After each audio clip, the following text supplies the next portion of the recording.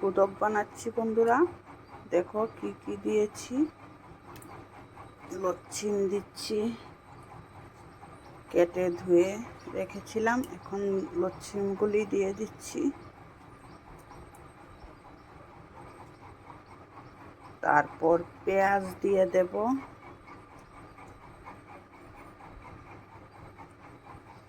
তারপর রসুন দিয়ে দেব, তারপর আলু কেটেছিলাম, আলুগুলি দিয়ে দেব,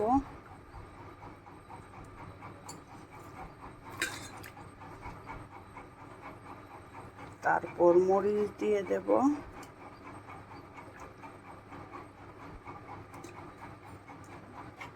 তারপর শুটকি ধুয়ে রেখেছিলাম, শুটকিগুলো দিয়ে দিচ্ছি।